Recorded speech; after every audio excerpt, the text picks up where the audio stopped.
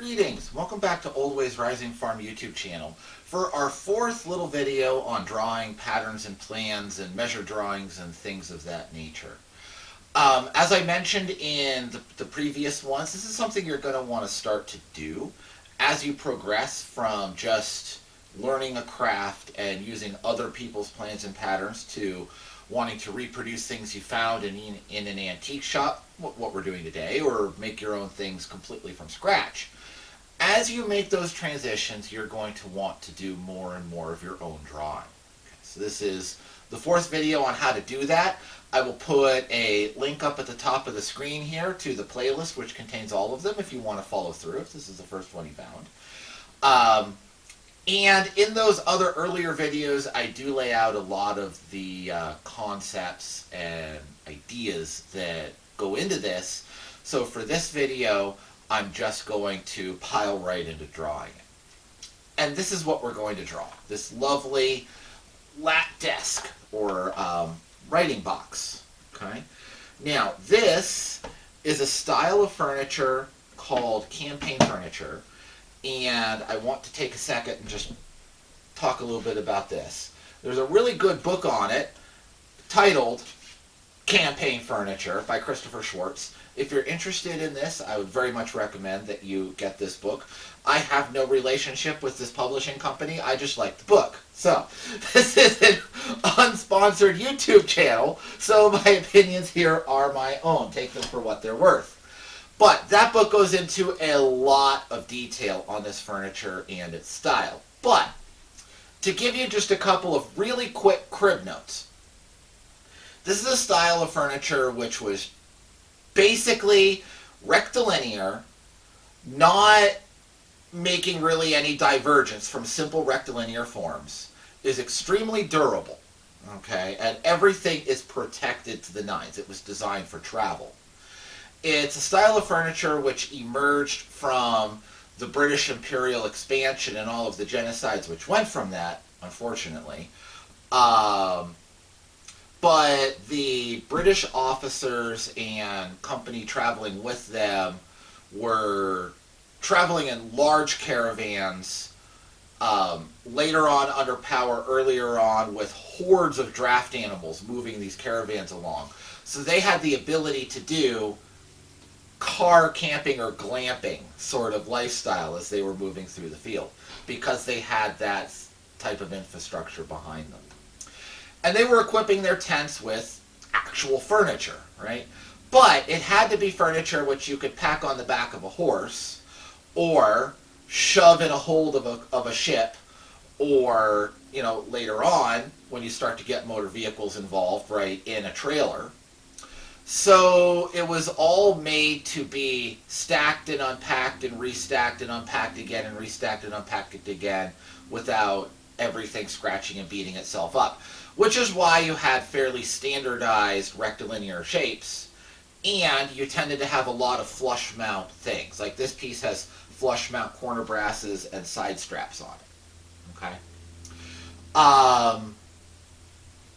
Later on, it sort of changed again and evolves into more of like the furniture that was designed for traveling scholars, traveling artists, intelligentsia making their tour of Europe sort of folks, right? So you have some of these same forms being moved forward into that arena. But when that happens, you tend to have less of barracks furniture and more of things like this writing desk and clamshell bookcases. And you also get like traveling hunters and you know, trophy hunters going around Africa doing things like that, where you have a lot of camp furniture associated with that.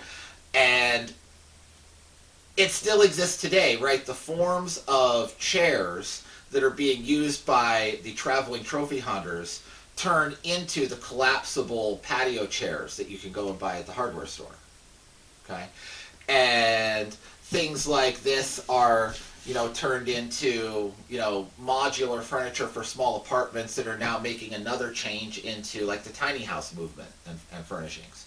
So while it has its start in this really grotesque version of colonialism, it's slowly, kind of organically decolonizing itself in a way and turning into these other things. And the piece that we're going to work with is a simple writing desk. I do believe it is a later piece. I got this at an antique shop in New York for a song. Okay. Definitely people didn't quite know what they had territory, but they put the price on it. I simply paid it. It's one of those break your wrist getting the money out of your wallet moments, right? But it's a lovely writing slope. My suspicion is that this is very late 1800s or very early 1900s, associated more with the traveling scholar phase of this furniture than with the colonial expansion phase of this furniture. It still has all of the brass pieces. We have these nice L-shaped hinges. We have the brass corners, brass lock.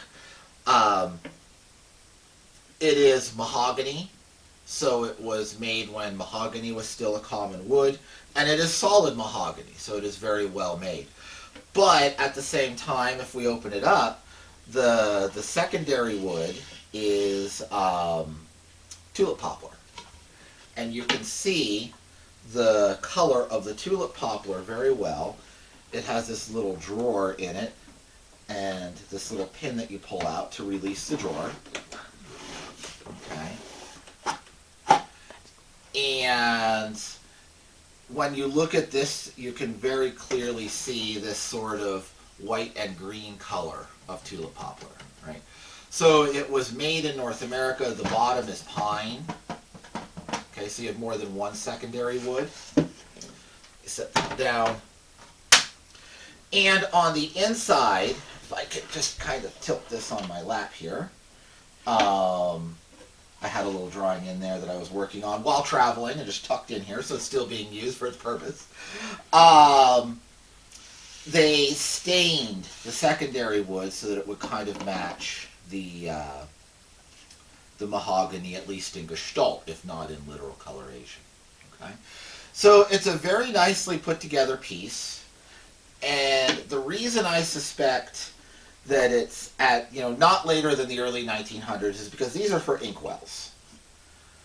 This padded writing surface and holes for jars of ink says fountain pen. So this was made for somebody that was using a fountain pen, not a modern ballpoint pen. Okay, so that's where you would come up with that sort of at least loose date. But I don't exactly know when it was made. I'm not an expert on this furniture style to say precisely. But what I want to do here is take you through how to make a measured drawing of a piece like this. Okay? And a measured drawing is a little different from a true set of plans. Plans will give you every piece of wood drawn right down to the joinery. A measured drawing is going to accurately represent the gross form, but is not going to go into the same level of detail that full plans will. Okay? And the reason is because you could take this in a lot of different directions. I don't know exactly what joinery was in this, so I would be designing my own joinery from scratch, and I want you to do that for your own piece. Okay, but what I am going to do is I'm going to take you through the process of representing the basic forms with all of the wood thicknesses to the best of our ability to determine that information.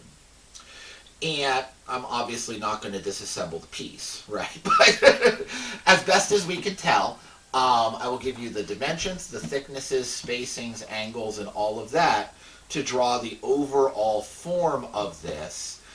And further, I'm going to transfer those drawings into those dimensions in a table, and I'll put that table down in the description of this video so you can draw along with me and end up at the end of this video with your own measured drawing of this lap desk. Okay? And this is a piece that is not in the campaign furniture book. So if you already own that book, you will have a lot of information on why all of this is the way it is, but this will add to the set of drawings that you have in your collection. Okay? So please follow it along. Pause the video here. Go grab yourself a chunk of paper. Grab yourself some drawing tools and a ruler and a square and everything you need to do your drawing. And follow along, and I'll take you through the process of making a measured drawing from an existing piece of furniture. Okay, so I've gone ahead and drawn the basic isometric box. That is the maximum dimensions, just in a simple rectilinear form. I described this in the previous video on how to do a measured drawing in the first place. If you're familiar with isometric drawings, just keep following along. If not, pause it here, go watch that video, and then come back, because everything will make more sense. I'm doing this at half scale. That's the single most important piece of information to have on your drawing is your scale. Do that first. Okay. I'm going to have one side of the box, and then I will turn it around and we'll draw the other face in the drawer, because you can't see that from this angle. So I'm going to need 1, 2, and then a third for this smaller size, 3 total drawings in order to get this shape on page. I'm going to be doing this in metric, because this sort of calculating scale, that math is just stupid with the imperial system. Metric makes it simpler, I promise. If you're not used to it, you just read millimeters on your ruler, the same as you would read inches, and you just go with the numbers. Don't overthink it. It's not complicated. Okay? If you just absolutely have to convert this to English units, right? Let's just take the max height. That's 135 millimeters. You divide by 10 to get centimeters, 13.5 centimeters. Then you divide that by 2.54 to get inches. And then you divide that in half to get your 1/2 scale. Like I said, the math is stupid, okay? If you just read it in, add upside down there. If you just read it in millimeters, you just divide by 2 and then write the number on the page, okay?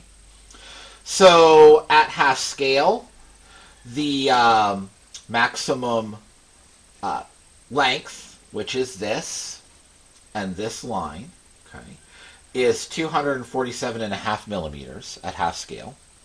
Okay. This height, which is this line, is 67.5 millimeters, 135 full scale. Okay, and the maximum width, which is this line across the bottom, okay, is 122.5 at half scale, 245 at full scale. And like I said, I will put these numbers in a table in the description box. So you can go there and look at them, because auditory numbers are horrible. You want to look at them, okay? So I just draw this basic simple rectangle with those 3 dimensions as an isometric rectangle. I have gone ahead and darkened the 3 lines, this one, and the bottom, that one, that I know for sure I will be keeping in the final drawing. I don't normally do that. I do it all in light pencil, and then I darken everything that I'm keeping all at once. But I know that these black pen marks, and I was just using the Sharpie fine point for this, I know that these black pen marks show up better in the camera and you can see them easier. So as I get to the point that I know I'm keeping a line, I will continue to do that. Okay?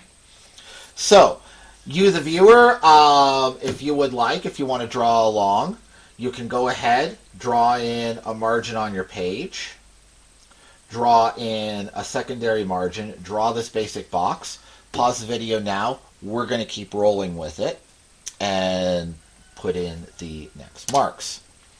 So the next thing I want to do is, can they see this, beloved? Mm-hmm. Okay. The next thing I want to do is take this vertical measurement. I don't want to try and measure this angle. There's no point in it. You don't need to. We have enough references. We can get this angle just fall out of our measurements. So the next thing I want to measure is this vertical. So that is just a simple ruler measurement. I've got to pull it forward here.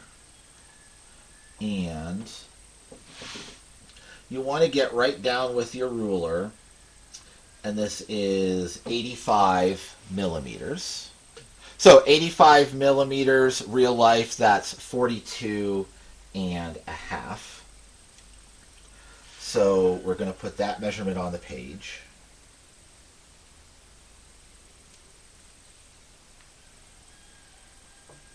Okay. Now, that defines this outside corner up on this vertical line. And then this slope is simply connecting the dot from here to there. So I will draw that in.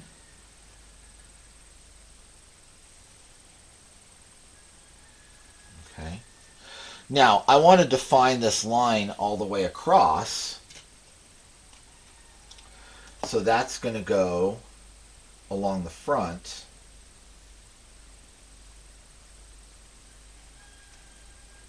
at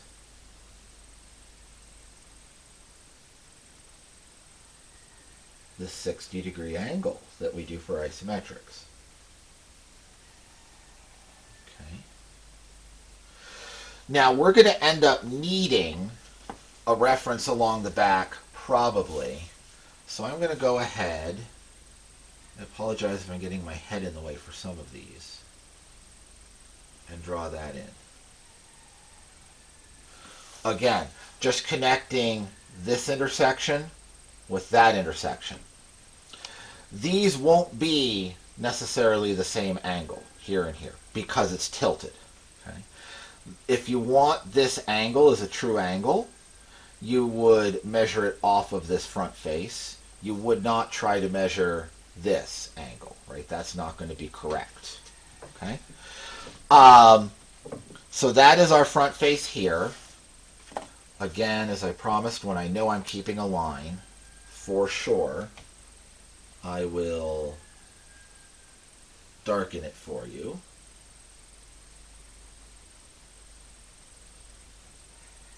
But while I'm darkening the ones that I know I'm going to keep, I am not going to get rid of the reference lines because I still may need some of those for this or that measurement. Okay. So there's that front face. The next thing I want to get is the wood thickness. And it's fairly symmetrical all the way around. So I'm just going to take it off of the side. That is 15 millimeters. So that's going to be 7.5. Now here's where you start to have to be really careful about your measurements. Okay? So I'm going to lay out this wood thickness at 7.5 millimeters. But notice I've got a lot of goofy angles coming in at this point. Okay? So you need to measure that 7.5 millimeters perpendicular to the piece that you're actually working on. Okay? So I need to make a reference line perpendicular to this back. And then I will measure my 7.5 millimeters right on there. And now I can draw that line in, but when I draw it in, I have to set the 60-degree angle from my original baseline. I'm going to come up to this one because my spirals are getting in the way. If you have a proper drawing table and a T-square, this gets a lot easier. But as long as you're a little bit patient, you can set it up without issue. Okay? So I'm just going to connect here to there. That's that board. And that's the correct thickness. If I came and measured 7.5 this way on the 90 degree relative to my page layout, that would be shrunk. It would not be drawn in at the full thickness, and your measurements wouldn't come out. Okay. So now when I want to set up this board, again, same thing. You see how this how goofy that triangle is? Nothing is square at this point. So I need to make a little tick. Doesn't have to be any particular length. Just have to show me how to angle the ruler. And then 5, 6, 7, yeah, 7.5 right there. Okay.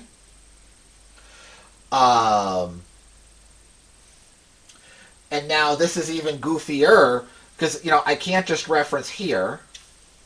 I can't reference here. I have to actually, let me extend this line a little bit farther.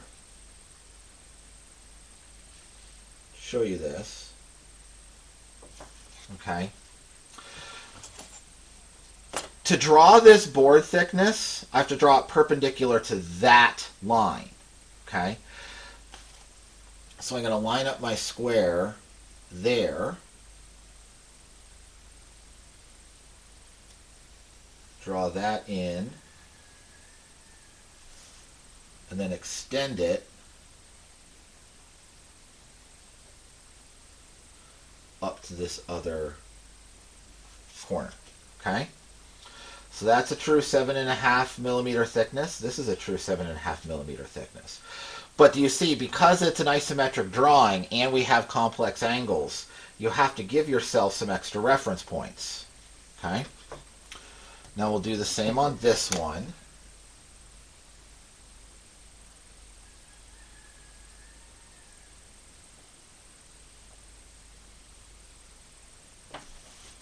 Okay.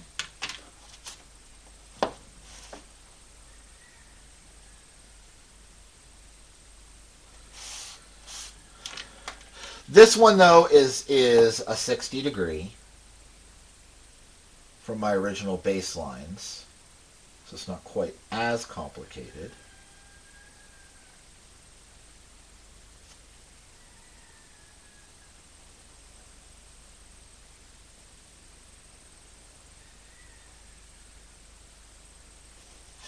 Okay. And then again, I have to reference off of, this is another complicated one because it's on that compound angle. Come down that way, make my measurement,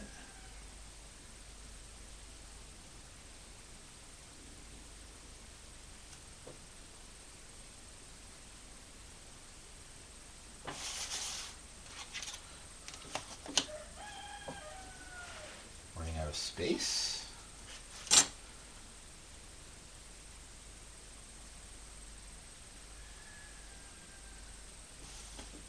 Doesn't go quite right. Nope, I marked from the wrong spot. There.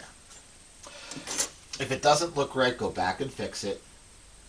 Your eye is remarkably good at detecting congruency or the lack thereof.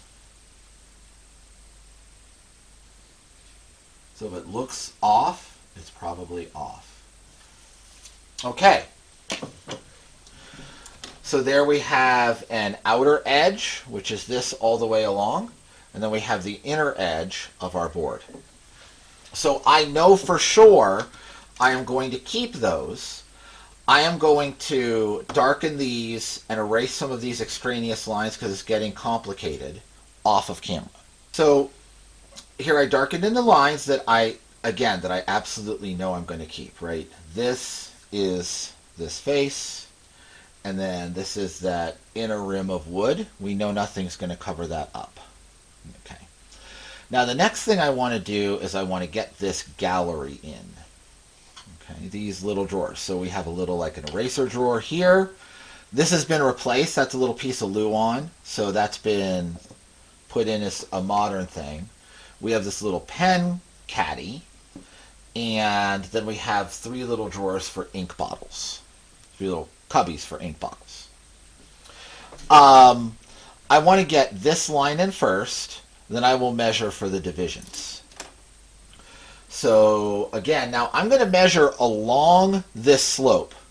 Slope distance is not the same as perpendicular distance. Can they see this in the video? Okay, yeah. Slope distance is not the same as perpendicular distance. So since I'm measuring slope distance here, I will then measure slope distance here. Again, when we get into these more complex forms, you have to keep track of what you measured where and what it actually references to. Okay? So if I measure the slope distance, I get 5 centimeters exactly. I'm pretty sure that this was actually built with a metric ruler to begin with. Okay? Because they're all in even centimeter increments. Or half centimeter, right? So 5 centimeters. 5 centimeters is real easy to divide by 2. Okay, we've got 2.5 centimeters. Okay. Now for this one, it's going to be tricky to get a nice long straight line. This would need to be perpendicular to the thing from which it was measured. And you can see we have goofy angles, right? I could, since that perpendicular is actually the 60, that's just going to be, right, no matter how I position this, it's going off in space somewhere I don't want it to, okay? That's the nature of complex angles. They stop lining up. So I'm not going to try to do that. I'm just going to measure 2.5 twice. And then cast that line just by connecting the 2 dots.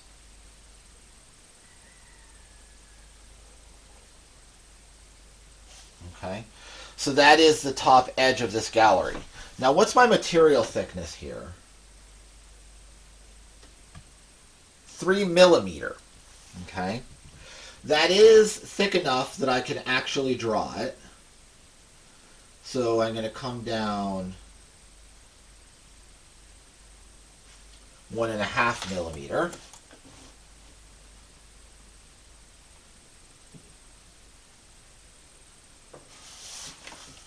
Okay. We're going to draw that in.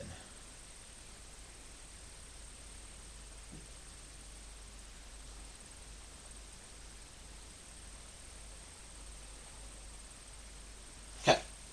So there's our 3 mil thin stock drawn to scale.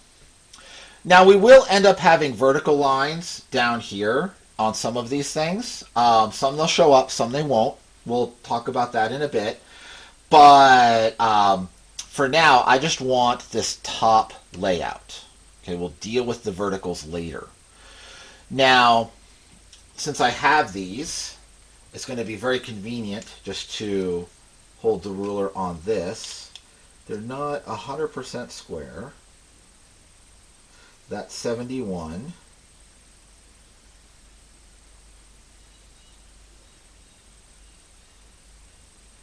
That's 73.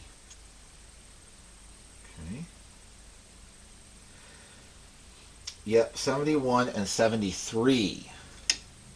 Interesting, right? So I'm going to go over, I'm going to kind of take an average of those. I'm going to go over 35.5 millimeters.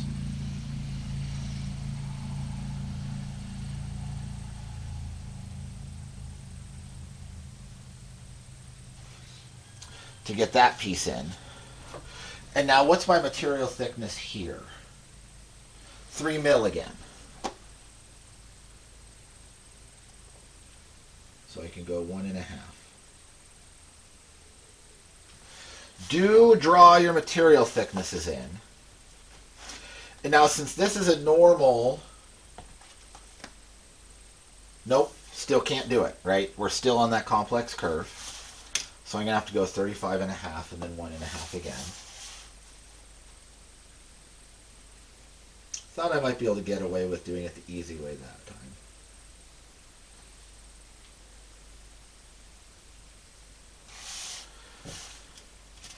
And we will connect those up.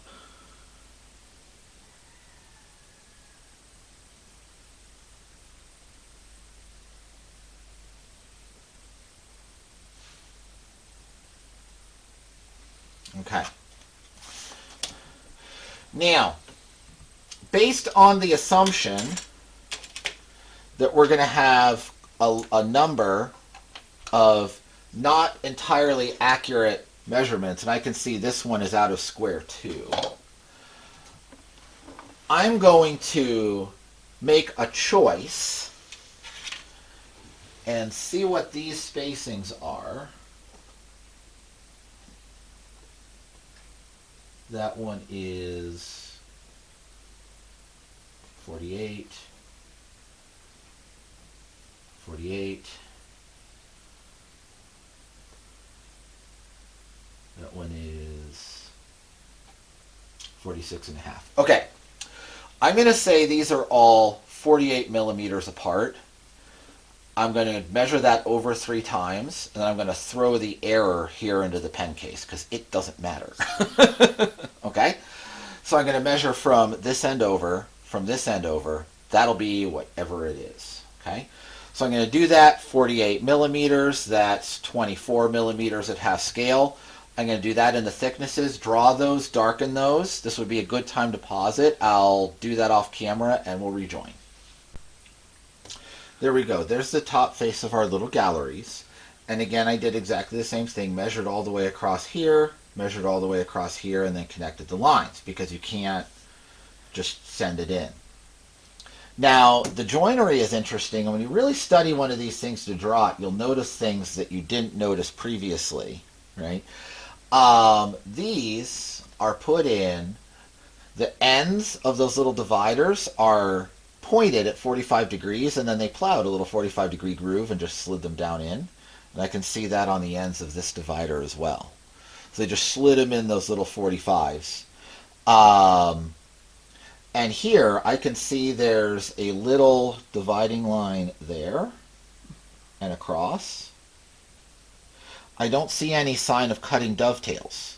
So they might have just put that in that little rabbet and just glued it in, and these corners would be enough to hold it into that rabbet. This might just be a rabbet instead of a dovetail joint, which is interesting. I'm not sure. Like I said, I'm not disassembling it. When they put these little screws in, they filed them flush so they're not removable. Right? Most of them don't have a groove in. Some you can see the grooves, some not.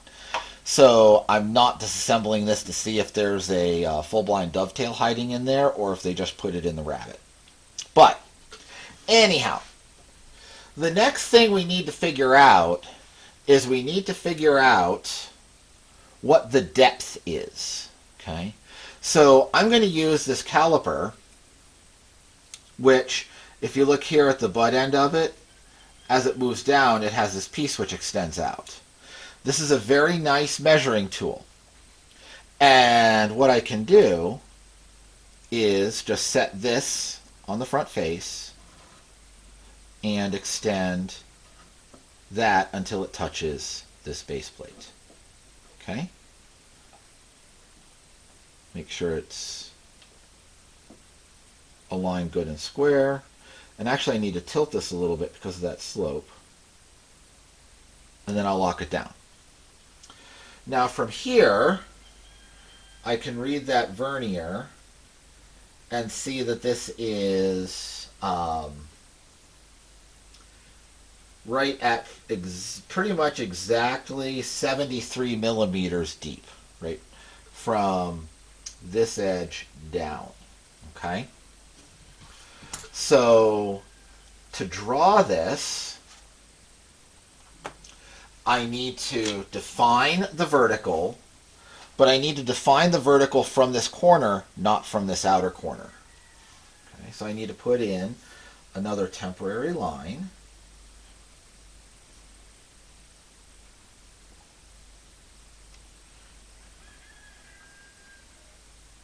Okay. 73, so that's right, half of 70 is 35, and then half of 3 is 1.5. So 36.5.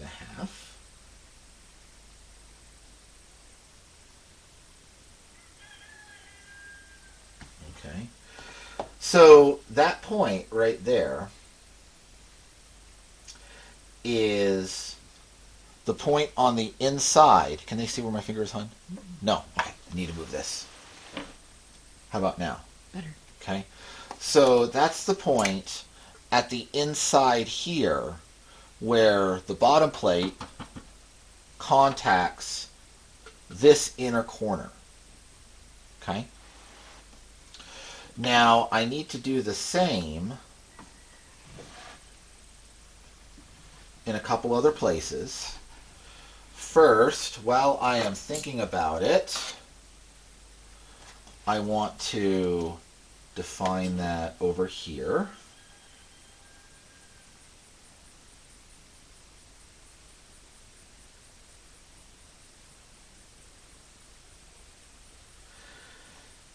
This is a lot easier if you have a T-square and a proper drawing table, but I want to show you that you can do it without those things. Okay. So there's 36 and a half. That is right there. Okay. I'm going to connect those lines. That's going to be fairly important here.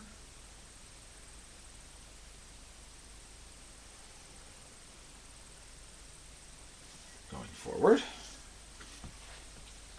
Now I'm going to need to do the same from these front corners. So while I have my square out, I might as well draw these down.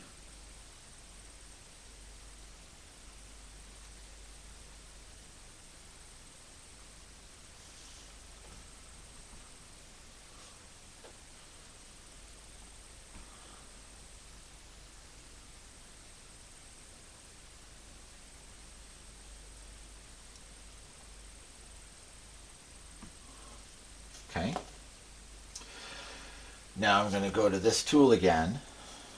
And while I'm doing this, I might as well talk a minute. If you didn't have this tool, what would you do? Well, you could take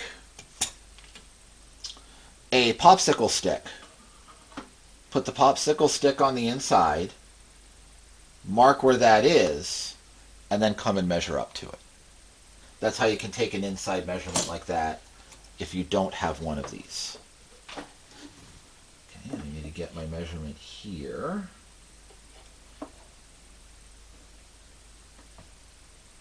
This one's going to be a little bit tricky because I've got some stuff in the way. No. In fact, I might need, no, I can do it this way.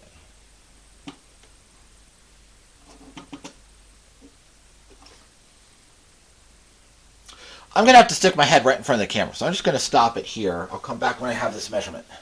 Okay, I kind of had to half crawl in here to get that and eyeball it without having parallax problems. It's 27 millimeters in real life and 13 and a half on the page. So, where's my ruler? There's my ruler. Doing the same thing from this corner down, 13 and a half.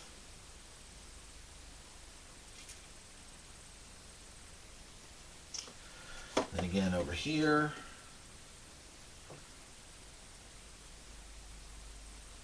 $13 and a half. Okay. Now, if I were to guess, that would line up on the horizontal. Doesn't. Okay. So it's upsloped a little bit, which is rather interesting.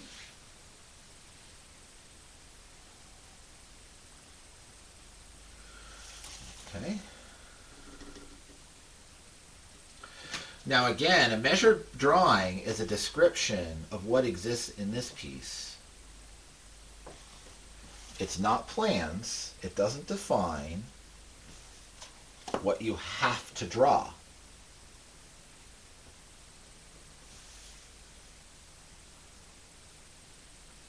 Okay.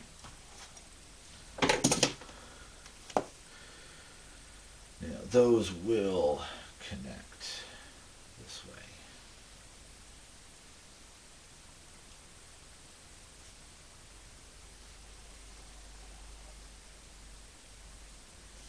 Okay. So this doesn't define what you have to build if you want to go build one of these yourself. That, you can see if I was going to go straight across here, it would come to there. So that's sloped up ever so slightly. Is that an error? Maybe. Is it with a purpose? Maybe. I don't know. But if you wanted to build one of these, you wanted to make that dead flat, go for it. But I'm trying to draw what I actually see here. So maybe the builder made a mistake in one of their measurements and just said, oh, nobody's ever going to stick a caliper in here and detect my mistake.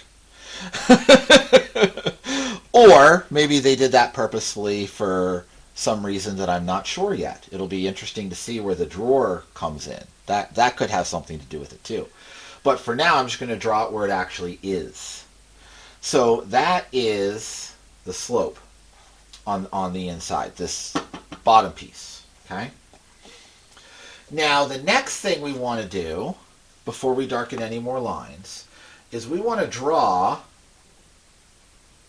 all of these verticals, these vertical lines in the back corners. Those will show up. Okay. And we want to draw them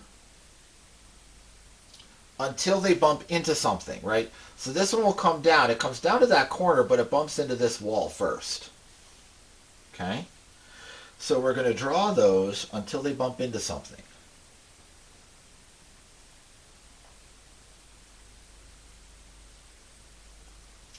This can be a pain to get lined up. Okay? You see, so it bumps into this sidewall before it comes down to the baseline. But that's what this is the baseline for that floor. Okay? Same thing going to go here.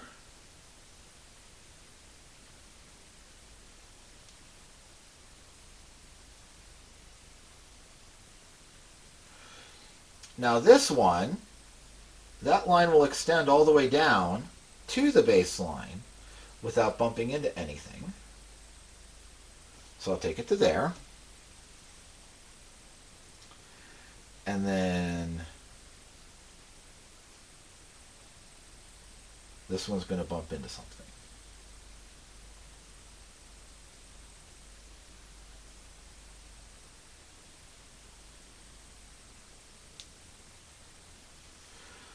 Not by much, but it does bump into that sidewall before it bumps into the baseline. Now, because this one comes all the way down to that baseline, I know I just said this isn't perfectly flat, but for the purpose of drawing that in, I'm going to assume it's flat. That's accurate enough for this measure drawing. Okay. Now, what gets darkened? Here I'm going to darken this on camera because I want to show you this. You're going to darken until it bumps into something. I'm going to darken that because you're going to see this whole face on that one. And then everything else in there is going to, inside of that box, is going to get erased.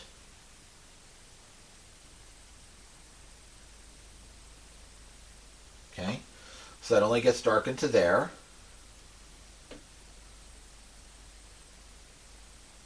This one gets darkened to there.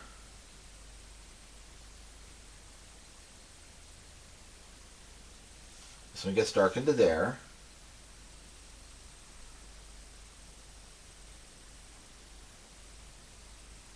This one comes down that. Now this time, because I have a sideways line here,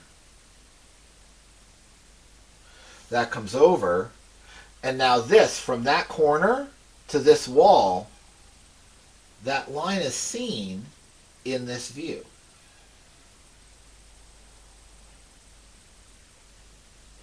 And that is very handy because now this becomes a very convenient place to show and write in that height. Okay, when it comes time to put labels on this drawing.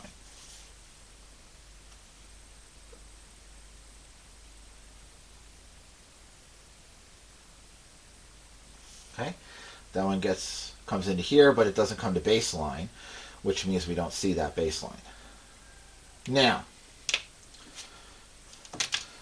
just to show what we've got going on here, this internal line there gets erased. Because what's happening is this partition is blocking our view of the bottom of that sheet. Same all the way up through here. Okay. Breaking my own rules. Right, so that gets erased in that region. But here we can see that base. So that stays. And then in here, that partition's blocking it again. Okay? So that's how we show these partitions. Okay? Now, we can see this line back here. Can they see where my pencil is, honey? Okay. We can see that corner right here. So until this line comes into that side wall, that line is a keeper. So I'm going to darken, wrong pen. So I'm going to darken that in this way.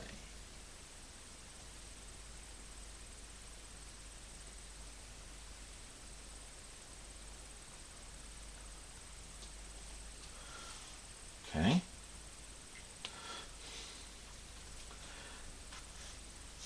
And then because this line down here is really so important, I'm going to include this as a hidden line. When you do a hidden line,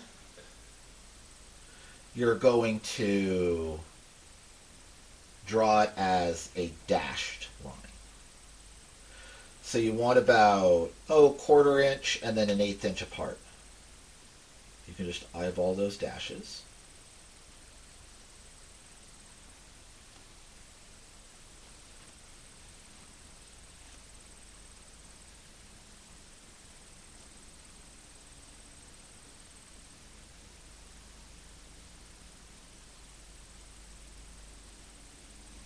Okay. And then for that to make sense, I need to show what that's connecting to. So I'm going to dash in these verticals as well.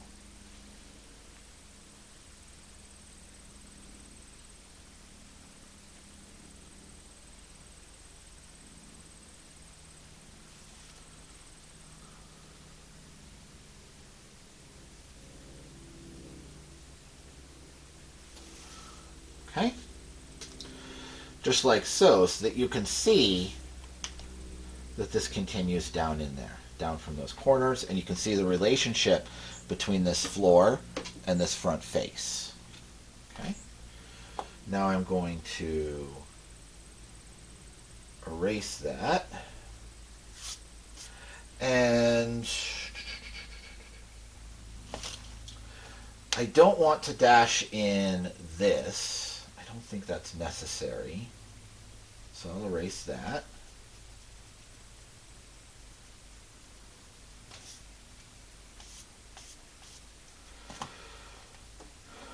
But I do want to dash in this. The goal when you're doing this is to show enough information that it can be easily interpreted.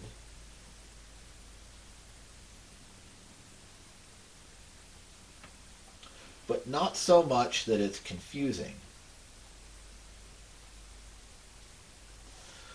And to a certain extent, that's kind of an editorial choice. Right? So now, I can get rid of all of that.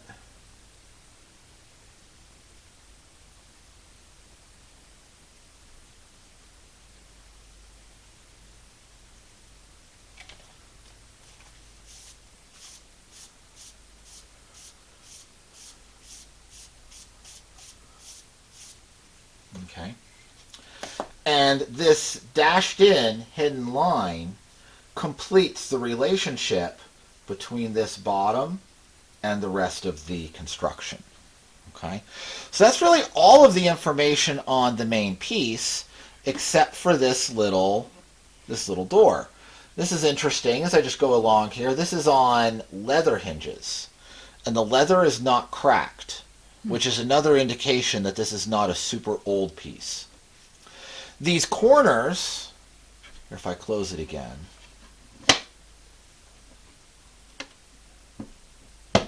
These corners are sandcast. If this was made last year, these would not be sandcast and it wouldn't have as nice a patina, right? So this is at least going back to early 1900s, but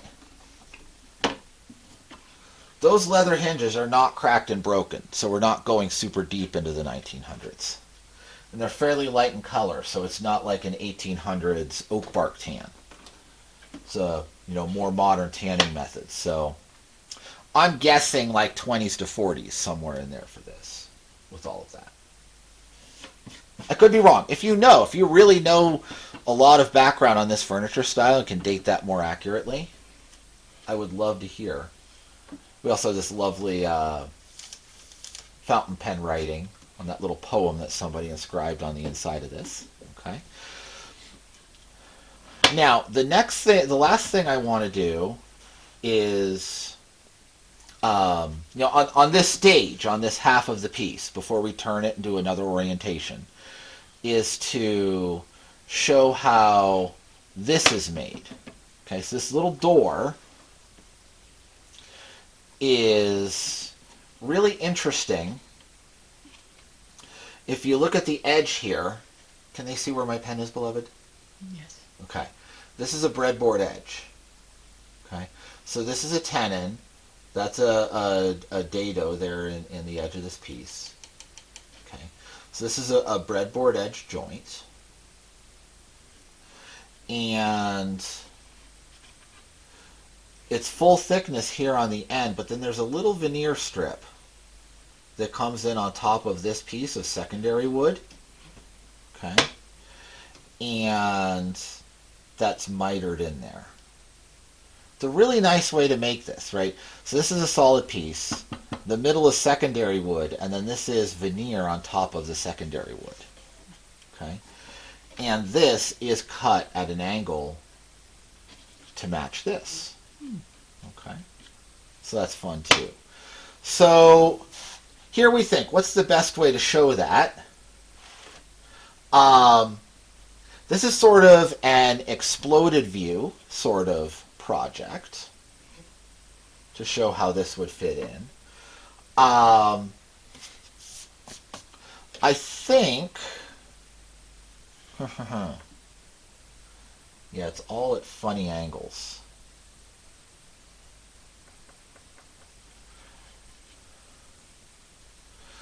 I think the best way to do this, and then that leather is set down in. I can feel it there with my finger. Set down in right there and right there. Just set down the thickness of it. Again, we come to editorial choices, right? I think the best way to do this is probably,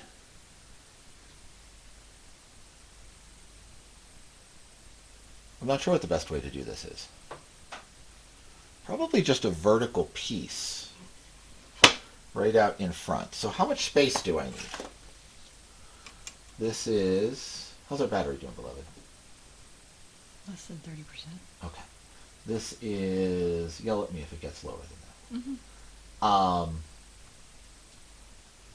16.5, so that's going to be 8.25 high.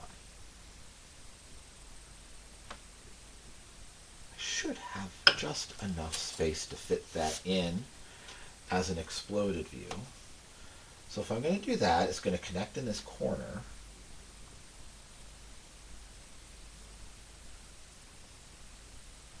So I'm just going to draw a line out from this corner.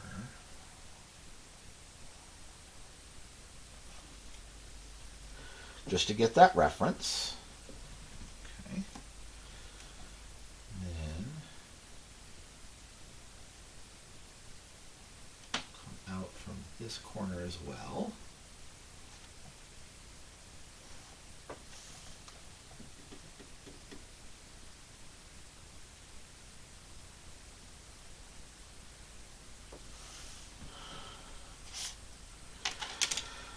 And okay, so this will fit. Okay, we lost our battery, had to break for a couple hours to recharge the camera here. We're getting back to it. and we're working on drawing this top plate. This dimension on the bottom from here to here is 167 real, so that's 83 and a half from that point to that point on the drawing. And now this is not really square, okay, because this has to meet with this funky angle. So we have to draw that. So what I've done is I got a little woodworker's angle finder, put that on here, and discovered that that angle is 40 degrees. Okay, that acute angle right there at the tip. So what we're going to do is we're going to take a measure of the thickness here, which is 9 mil. So that's going to be 4.5 mil on the page.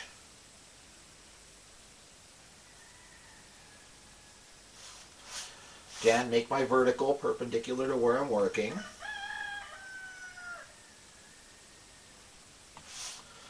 4.5 mil there.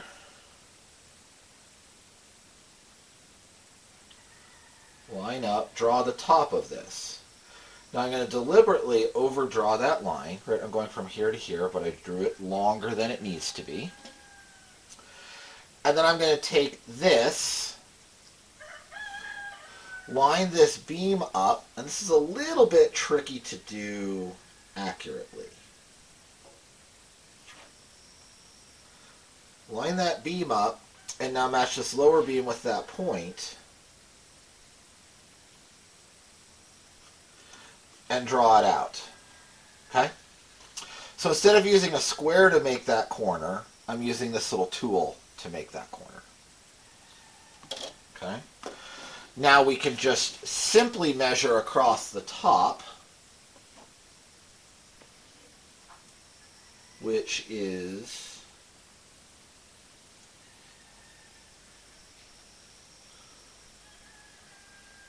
168. Okay, that's almost the same. 168, so that's just going to be 84.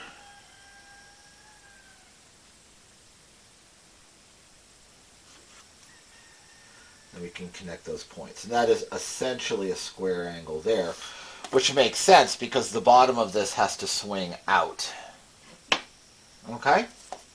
I can't really get in there to measure that back angle well. So there's that piece. And then we can extend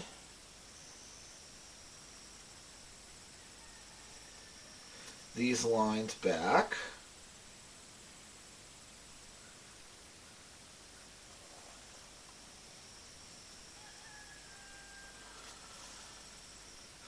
There.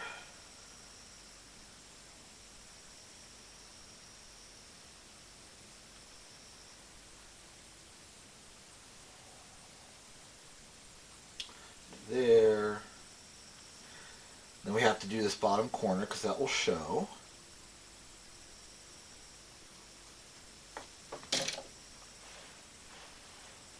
A little off my desk here. It's not handy.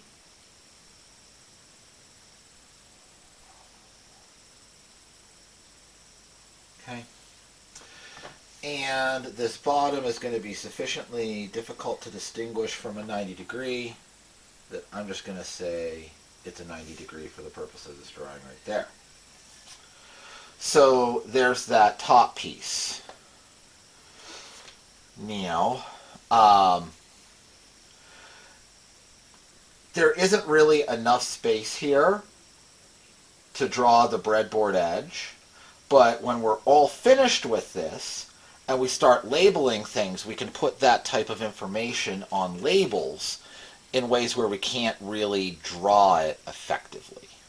Okay?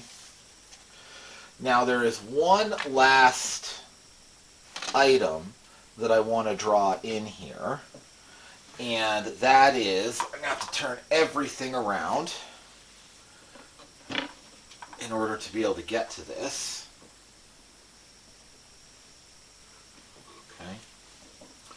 this little pin for this drawer. Now we haven't drawn the drawer on this view, but I do want to mark where the middle of that pin is, and that is right about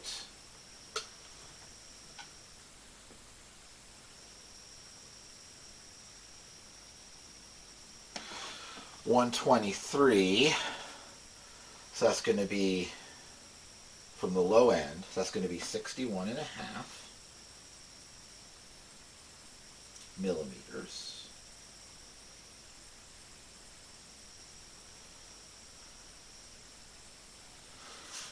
Okay. I'll draw a little line perpendicular here.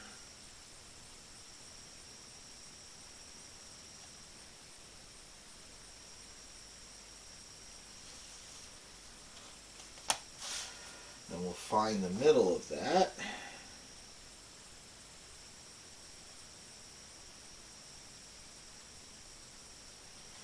Right about there. And now with a pen, I'm just going to freehand a little cross right there.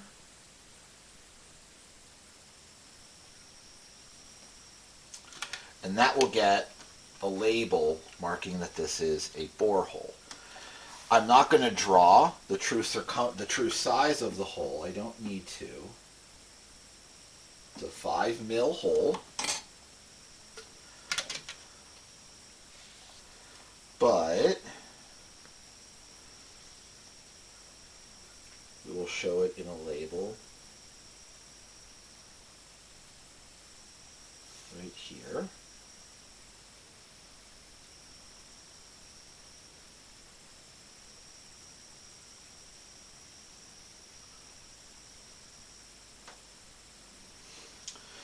That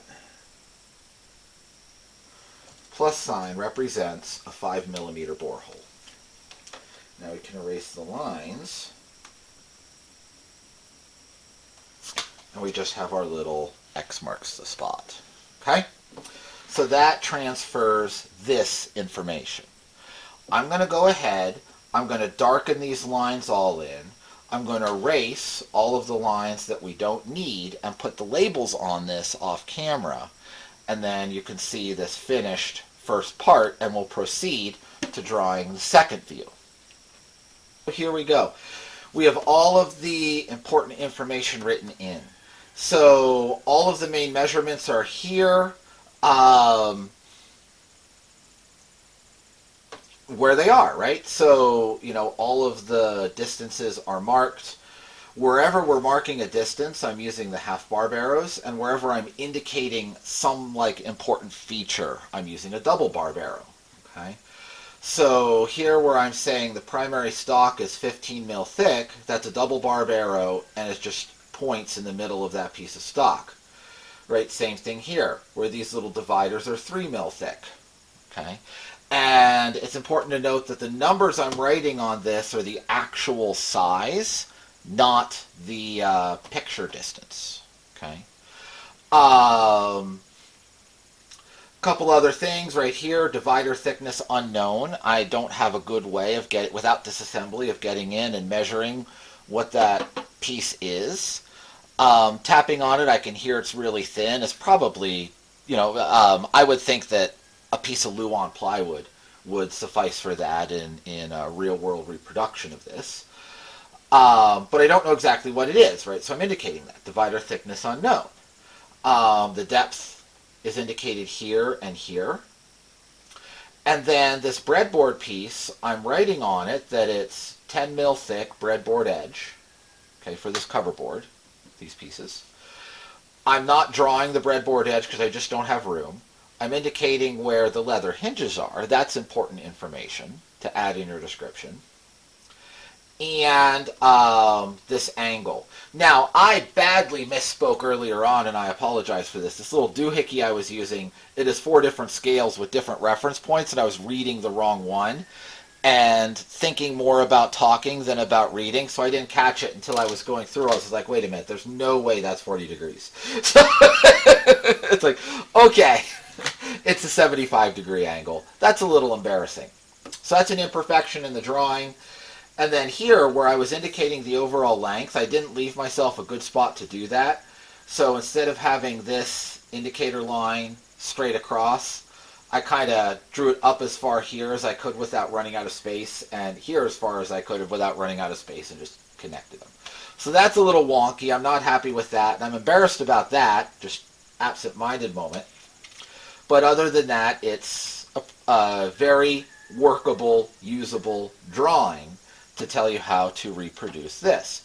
And again, I'll put all these numbers with the correct angle in the description box at the bottom. Now, the next thing I want to do is draw this end, right? This end is the plane end. This end is where that little drawer comes in. So I want to draw the face of this to show the orientation of that little drawer. And I need to... Ooh, okay, I just found another mistake. This should be over there. That's my error. Now, you could put the drawer wherever you wanted, in all fairness. But still, this should be over there. So that's a little issue there as well. But I will fix that, and we'll go on. We'll draw this face and the drawer, and then we'll do the narrow part in the third portion of this video. Okay, we're getting ready to do the second drawing, and here all I'm going to do is the face, and I'm going to do that as just a simple view here, and then I'll do an isometric drawing of the box beside it. Okay, and I should have just barely enough room to do that. Okay. Now, the nice thing, though, is that since we already have this, we can just transfer these measurements with the divider.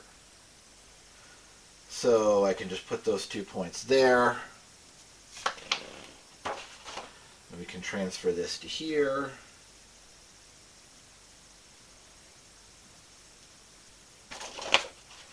Okay.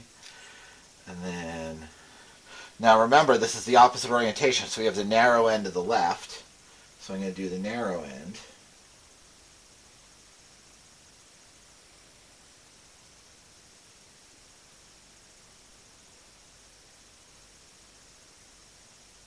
Okay.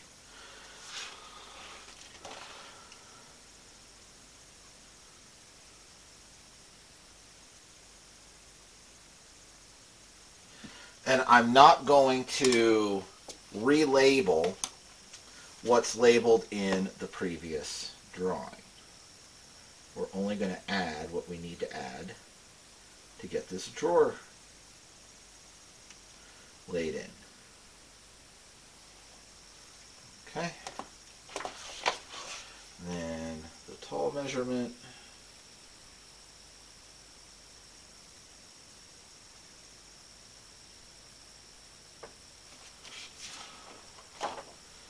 Is right there. Okay. So there is the start of our piece, taken right from the preceding drawing. Now, with that done, and while I'm at a show, I just marked that I put this in the wrong end. It should be there, and change that. This is why I say it annoys me that I'm using pen this early. That's just for the camera. My normal process would be to draw all of this and then come back the next day and proofread it, correct anything I needed to in pencil, and then darken it. I always like to give myself a day to proofread, so doing all of this in close to one sitting for you folks, and showing you that I'm an imperfect human being. Okay, so now what we need here, let me get that out of the way, is, first of all, we need the wall thickness. I'm just going to grab this with the dividers since they're here and oh so handy. Okay. And that is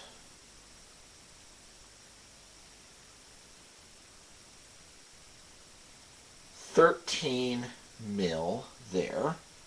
What is it here? Okay. It's the thickness of the piece of wood.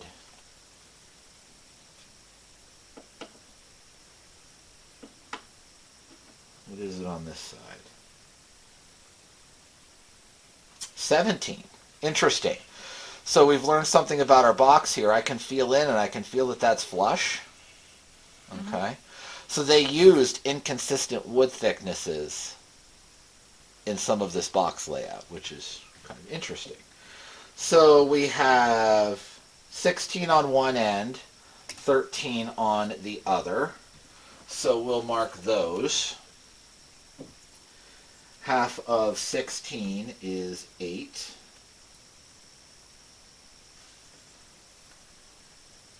Half of 13, 6.5.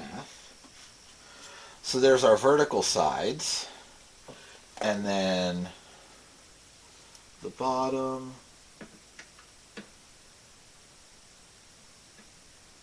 Also, I was able to look at these brasses and they're 2 mil thick. The bottom is 9 mil. So that's 4.5.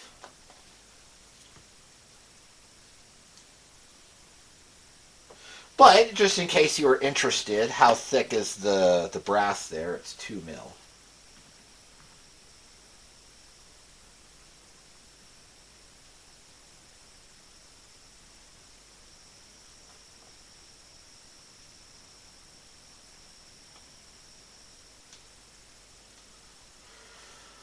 Okay, we'll draw this in.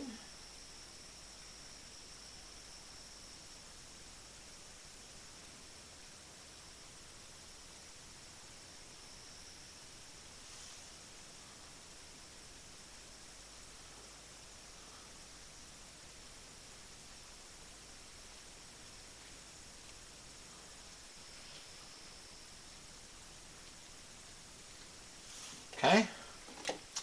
Now we need to know the height, which I could measure either way. I'll measure it here because against the brass it's less likely to ding anything. And that is 48. So 48 real is 24 on the drawing.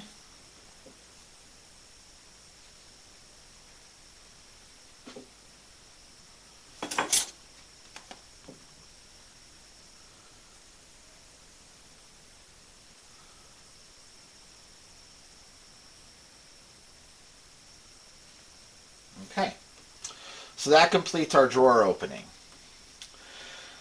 Now, we'll go back and draw where that pin goes through here in a bit. But first, I'm just going to come over, I'm going to skip a little bit of space. And since I have this height, and this height matches that height, I can just transfer this across.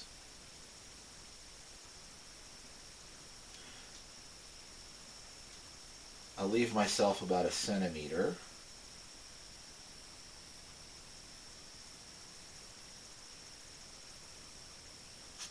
Of space. I'll actually measure that. I want to be a bit conservative of space here.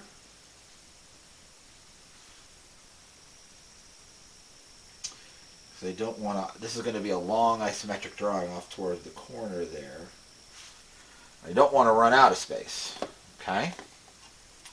Now, just like I did over there, I can transfer this measurement.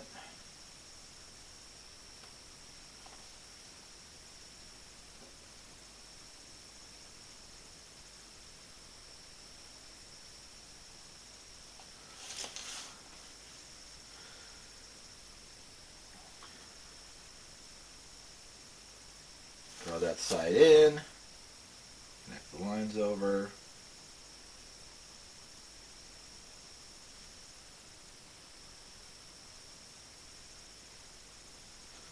Okay.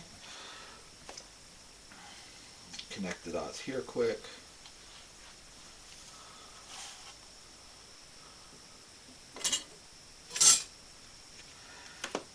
isometric.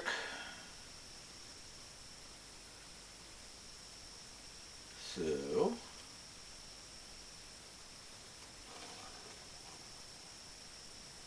I know I'm going to need at least that much space, if not more.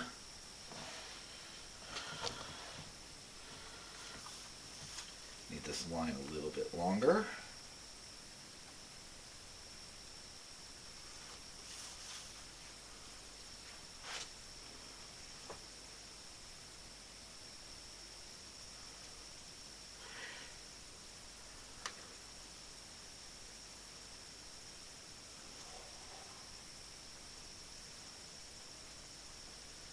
On the bottom.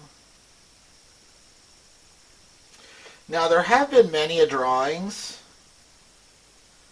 that I've done, and we'll see if this turns into one of these, where you have to remember the main thing is to show all of the necessary information, right? So I have done drawings, like let's say the page came here and I come over and down and I cut that one corner off. That's okay, right? This end is the same as this end. So once I have this measurement, I have that measurement too. It can still show all the information. I hope this doesn't turn into one of those, but I don't have a metric ruler this long. So that is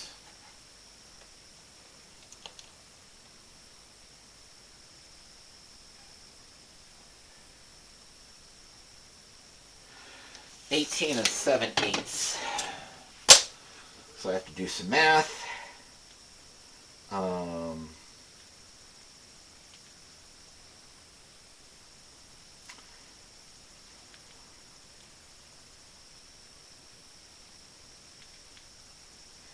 18.875 times 2.54, 47 centimeters, 9 millimeters, or 479 millimeters. Okay, so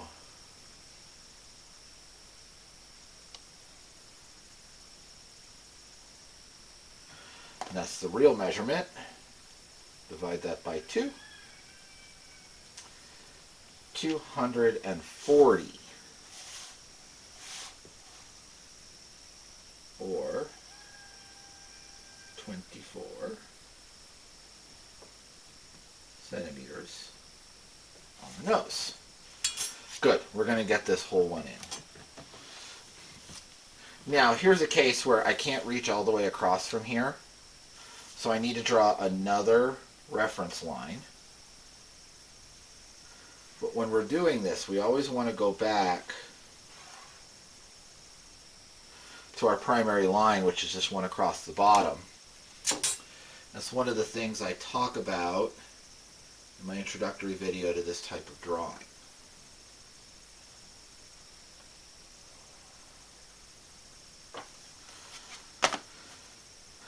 Okay, connect that, complete the basic box. Okay. Now, this is going to be pretty simple because all I need to do is show where this hole is located and the material thickness. So the material thickness on the sides here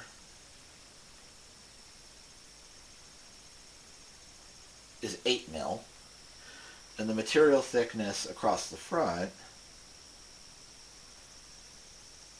16 mil.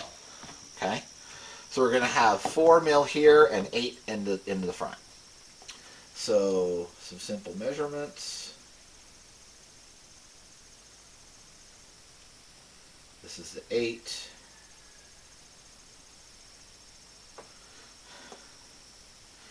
And 4 mil here. 4 mil here. 4 mil here.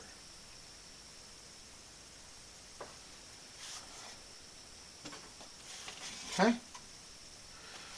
So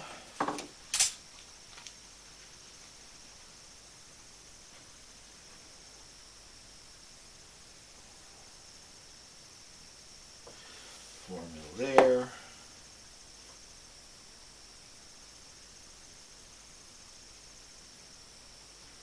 Eight mil there.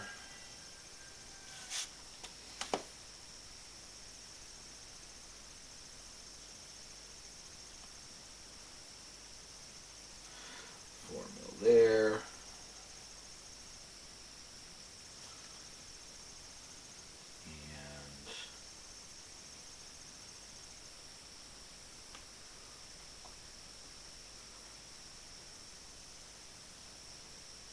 4 mil there. Okay. There's my material thickness. I'm going to double check these lines. That one is, they both look like they're shifted a little bit to the left. I'll fix that. That's the nice thing about pencil. This is annoying me. Let me fix that. Okay. Now, we need to find this centerpiece. So, let me see what it is. It is to one edge.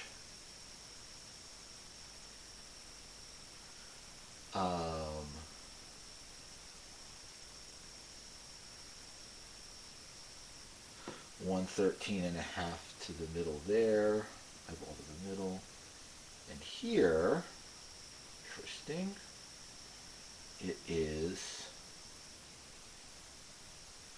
102.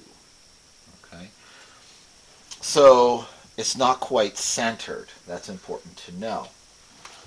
So I'm going to measure over. So from here to there, 102. That's half of that is 51. Put a mark there.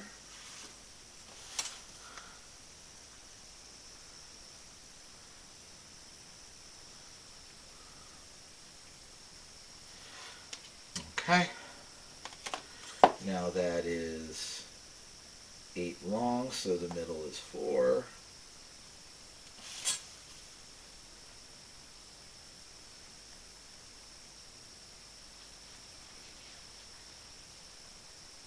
Okay. Now, on this one, because of how I'm looking at it, I can draw that in.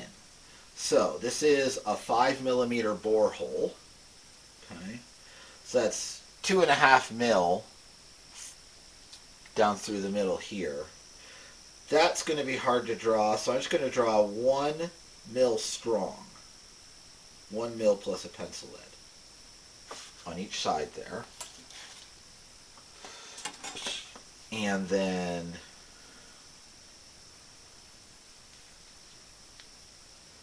we'll draw those lines. I'll show you what we do with these in a minute. Sadly, I don't have a oval stencil.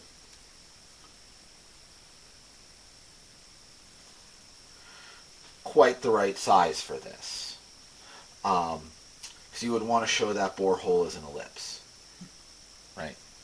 But, can't quite get there. But that's a good approximation of where it falls. Now the last thing we need here is we need a vertical line anywhere. This is where it's going to show up at this back corner. And this one's being stubborn to line up, so I can put my pencil there and then just line the bottom up. As long as I keep it tight against the pencil, I'll be right.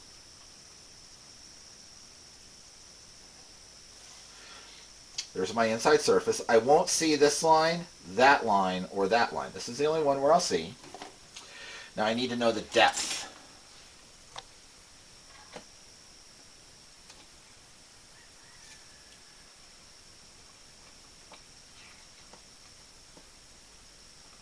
Okay. Again, you could do this with a popsicle stick and mark a line on it. The depth is 38. So 19. 19 on the drawing, 38 in real life.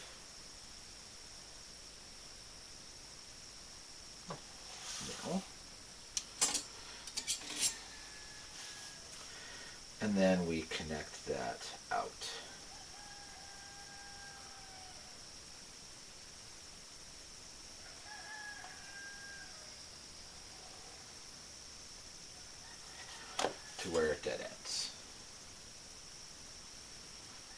and this is basically the completion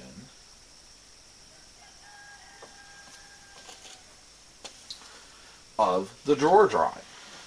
So we have the orientation, how it falls within the overall piece, and the key information on it. I'm going to go ahead, off camera, I'm going to darken in these lines. I'm going to put all of the indicators of the different distances on. We'll talk about it briefly, and then we'll go and we'll draw the last piece. So here we go. This is everything darkened in and all of the dimensions indicated. The bottom board is 3 millimeter thick, and we have the height. Oh, I forgot to write in the height. I'll do that quick here off camera. I thought it's interesting to note it's got these two little bumpers are interesting. Those are just glued on the face. This bottom board is in a groove, and then it has 3 little brads in the back to keep it from sliding out. Is it in the film? Is in now? Good? Okay, yeah. This bottom board is edge glued pine, right? This is a big old pine board, and this is another one here, and I can see a faint glue line right there. And the grain goes this way. So front to back is how it will expand. So they put it in the groove, you can hear it's loose and rattly, like a snare drum, right? So it's not glued in place. It's got 3 little brads to keep it from backing out, and then the expansion and contraction will just work in that groove. It's a really smart way to put it in. And it's got these really lovely little dovetails in it, in the front and back of the drawer. Okay. So yeah, that's a very nice piece, very nice way to do it. It's nice that we can get in here and look at the brasses a little bit. We can see that that's 2 millimeter thick brass, which is really pretty thick. If that was bent sheet metal, it would be thinner. Okay, but again, I suspect these are sand cast brasses. And this little stub, I just wanted to mention that. I drew the dash line showing where it would go down through. To get the depth of that bore, I just used the depth gauge on this again, just like that. Okay, get the depth of the bore. Again, stick it, if you don't have this, if you don't have a caliper like this, just stick a toothpick in there and mark it. You know, and you can measure it directly, right? So there's always a way to get those. Now, for the top, to do a really professional job here, you would want to get a 60-degree ellipse, but I don't have one this small. I don't have that stencil. This is a large ellipse stencil, right? And there's the 60-degree ellipse where it's just a little bit off of circular, but this only goes down to 1 3/4 inch, and I need 2.5 millimeter, right? So,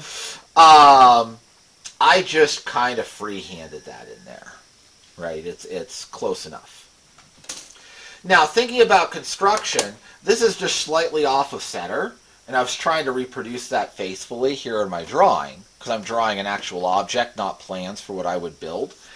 And I think if I were going to do this, I would dead center that. And then if you think about this board that this end piece is cut out of, it would have started as a rectangle. Well, right now, while it's still rectangular, is the easiest time to drill that hole through. So I would, in terms of order of operations, cut this end piece out, and then before I did anything else, drill that hole straight through in a nice solid drill press to get a nice straight vertical hole. Okay? Then I would do everything else, and I would leave the drawer alone, put it together without that hole in it, and then, as a very last step, right before saying, hey, this thing is done, and after everything fits, I can't get that in because it's going to hit the camera leg. But put the drawer in, and then follow that hole through a little bit, so that it would go right exactly where it's supposed to. So, that would be my order of operations in terms of getting all of that to line up. Because you will never be successful trying to measure this on the angle, then get a straight hole, then measure this independently, and then get a straight hole, and then have them match. It just isn't going to happen, right? You're going to have to reference this off of that, and it's easier to do this when it's still a square board. Okay? When you need to attach or cut pieces like that, do it in the square first, then cut your angles as a second step. Mm-hmm. So, I'm going to go and set up for the third and final piece of this drawing. And when I'm ready, we'll turn the camera back on. We're almost through. This last piece is not going to be that difficult to reproduce. Okay, so here we go. I started off, same thing as always. Now, we need to get, there's my square. We need to get started. I have my starting lines, and this the large dimension on the small end of the box is the same as the small dimension on the large end. So this I could pick off of the previous drawing, which I did right there, and this length is the same, so that I could pick off the previous drawing. But I need to get the small end. So I need to draw a vertical line here. I'm not going to get too carried away because this is going to be a fairly small measurement. And we have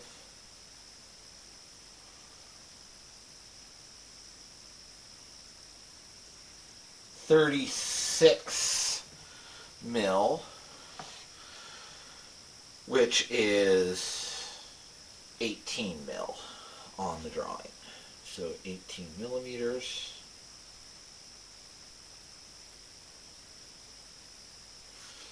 Is right there. Okay? So that's going to be our top.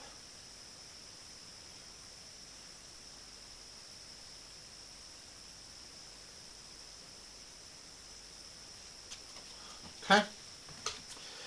Then, again, we're going to project over.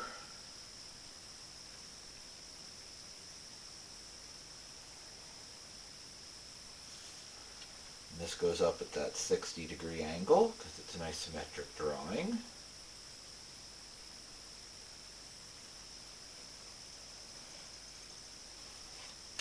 Okay. And then our length here on the drawing is 248.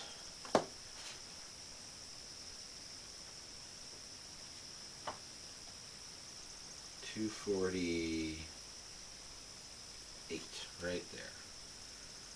Cheat and just connect that line on the ruler. That's bad for the pencils. Don't cheat that often. Not good. But this video is getting a little long.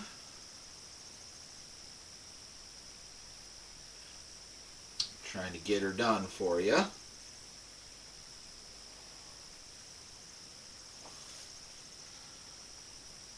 Okay. So that.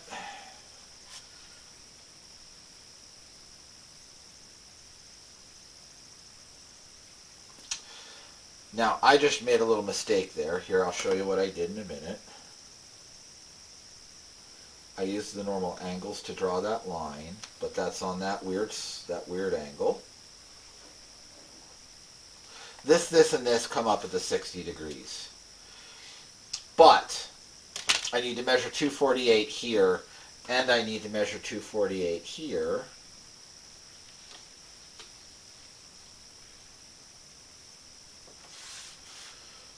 And then that connects there.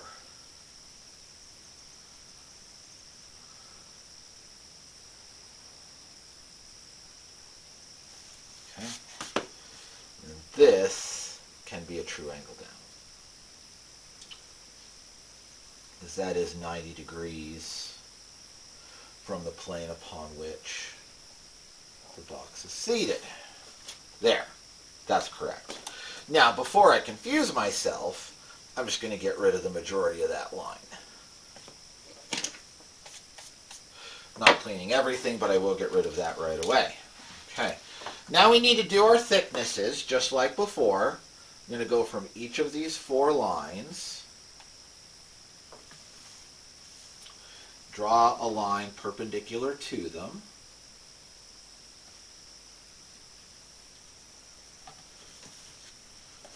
These are all going to be slightly different.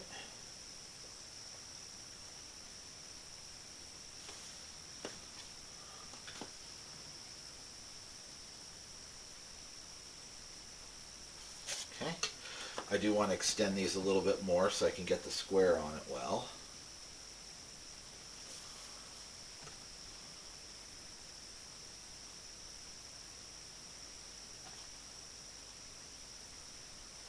Okay. Now, the wall thickness is congruent here and here. Okay. The only incongruency is that piece that I found here in the hinged area. That's left a little bit thicker. So, I'm going to adjust that in this drawing, and then I will note that in the previous drawing.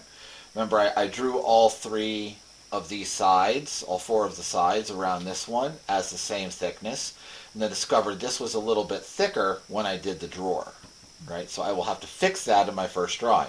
Again, normal practice. Always do this in pencil until you're all the way through, okay? Because you're going to make little mistakes like that. I made an assumption that they were the same all the way around, and I didn't measure that one. That's shame on me. But that one aside, I'm going to get it right on this drawing. I picked that distance, half of that, from the previous drawing. So I can just mark that with the calipers.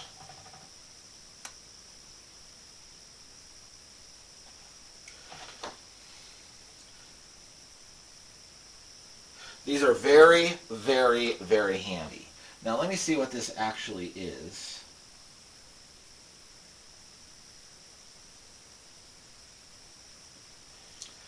That is 13. So that's 6.5.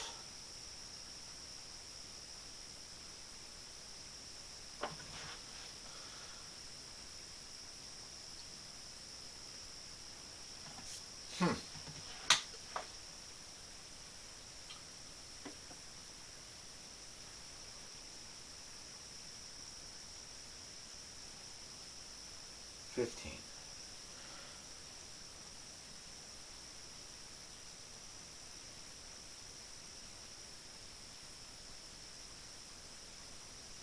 It's hard to get in here because there's so much going on.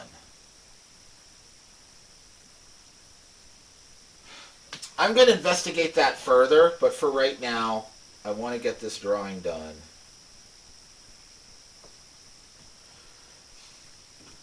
I'm just going to carry through in order to get this drawing done. Where I'm measuring this, it's looking like it's thinner than these other walls, and that doesn't make sense. So I'm just going to move on. I will puzzle over that when I'm not trying to do things quickly on camera.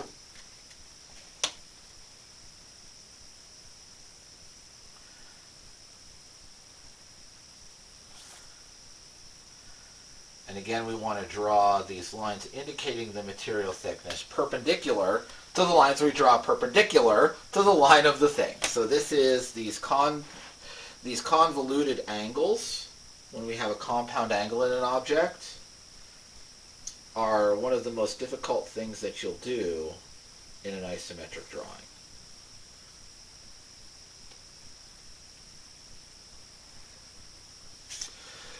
But when you get to difficult parts of your drawing,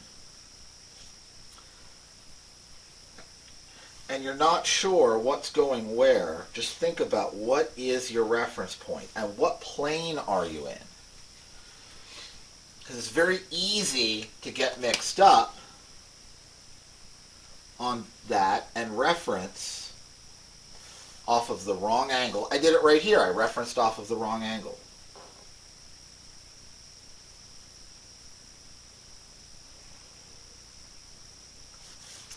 Okay.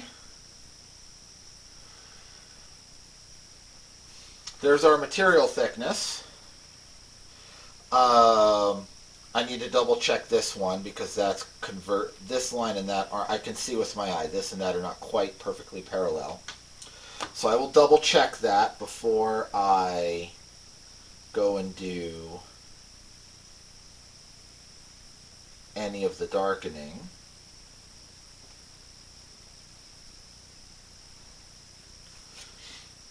But I'm going to get the rest of this in. So there's a vertical line there coming down. I need to get that thickness. This is going to be a tricky one. The stops for these are just glued in little pieces, but that makes it really hard for me to get my little tool right in there.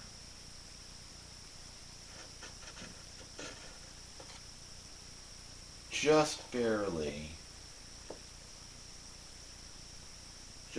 get it. Okay. And that is 75 mil.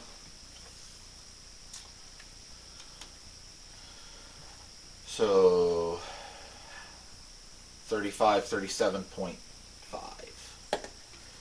37.5 down on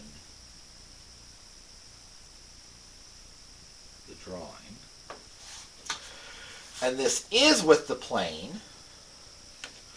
So since this flat top, this top bottom, is with the plane, I can draw these lines across as normal.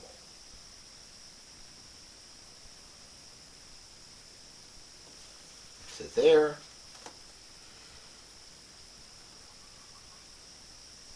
And to there.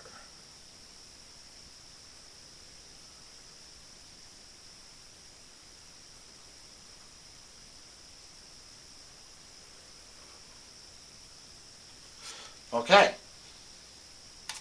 So there, now this looks a little bit wonky with these converging lines, but that is actually true because this here is with the plane of the desk and the top is not. So that is actually genuinely true. Okay. I'm going to darken this and I'm going to call the drawing done at this point. I'll darken this off camera and come back one more time and put all of the measurements in for you. But I'm going to call this done at this point. This opening defines the size of this top, and the angle along this edge is again 5 degrees off from 90, just like the preceding one. So the geometry of this piece is a clone of the geometry of this piece. It's just slightly wider in this dimension. Okay? So because of how long this video is getting, I'm going to omit doing that because it's just the same as the previous one, and I think I might run off the edge of the paper here anyway. Okay? So give me a second to darken these in, draw all of the measure marks, and we'll do a final take. Okay, so here we go. I've darkened all these lines in, and I've only indicated a couple of distances because everything other than what I've indicated here can be pulled off of the previous images that we've drawn. So this 35 millimeter, that is new, 75 millimeter down. I didn't draw anything describing the thickness of the floor because that you can just pull from here. The floor is 9 millimeters thick. Okay? So we have that in this preceding drawing, so I didn't mess with it here. We have a 17 millimeter deep borehole, 10 millimeters around. That's this right here to accommodate that little pin that goes into the drawer. Okay, so when this closes, it doesn't hit there. I drew in the opening and labeled it, and I labeled this two ways. Like again, this is where you can kind of save yourself a little bit of drawing by using words. A picture is worth 1,000 words, but words are valuable too. Use your words. So this opening width, if I go along the bottom, it's 215 millimeters, But if I measure along the slope, it's 223 because the slope distance is longer. Okay? And when you're making this top, this flappy piece, you need the slope distance, not the bottom distance. Okay? And this end right here has that same 5 degrees off of 90, 85 degree angle that the previous one did, which I finally got right on that other thing. Ever have a brain short circuit? You just cannot get dialed in on that simple little thing, right? Well, there you go. Happens to all of us, okay? And then here we have this, the front side with the drawer, and then the drawing of the drawer with all of its measurements, and the initial drawing of this complicated section. So, it's a very interesting project. It's a very interesting piece. And as I said, I will put all of these measurements in a table as best as I am able. Some of them are going to be a little difficult to describe. But I will put all of these measurements in a table so that you can reproduce this. If you've been following along and got lost at any point, just pause it and go back to that table. And I'm going to make sure I put in good chapter headings so you can go more specifically to certain points if you want to go back and redo something. But with that table and with this example, you should be able to draw along and have your own drawing of this wonderful little writing slope. Now, as I was studying things, I was looking, this has a label from the Mr. Smith Chemical Perfumer Company, which we quick Googled and found out is a company from the second half of the 1800s. So that's congruent with what I was describing in terms of what I see in the production techniques and style here. So, if you have any more information on the Mr. Smith Chemical Perfumer Company, I'd love if you popped it in the caption down below. It would be kind of neat to know a little bit more of the provenance of this piece. But there you go. If you're looking for some practice in drawing, go ahead and try to draw this and just, work with it. You see what it should look like when it's done. Minus a couple of errors that I've pointed out to you. So go ahead and do it. It'll be good practice for you if you just want to learn to draw. And it'll be a really great example if you want to actually make a piece like this. Because a mechanical drawing like this is the first stage in drawing plans. And then if you were going to go and draw plans, you would then want to draw every single piece of it. Draw them, get them the way you want them, show the joinery, do it at possibly more than one scale. Like maybe you would want to draw the drawer, draw like one corner of it this much at full scale right here so that you can draw the dovetails that you want. Okay, you would want to decide what joinery you want in the corners here and here so that you can draw that out. And that's going from your measure drawing, which just describes the basic outline of a piece, to a full set of plans. But if you can get this far, you can absolutely get that far. It's just a little bit of duplication at a different scale with a different set of details, right? Drawing the joinery and figuring out what you will need. Knowing what joinery you're going to use, then you know what you need in terms of a cutting list. So, that's the last step. We may look at that more at some point in time, but I have other projects I need to get on, so I'm going to end this drawing series with this one for now. I have some other ideas that I do want to get on, but that would be more of like a winter project when we get back to this. So I hope that you've enjoyed it. If you have and you wanted to give it a thumbs up, I would be most grateful because that helps the YouTube algorithm know that you enjoyed it and show it to others. And I hope that you will join us next time here at Old Ways Rising Farm.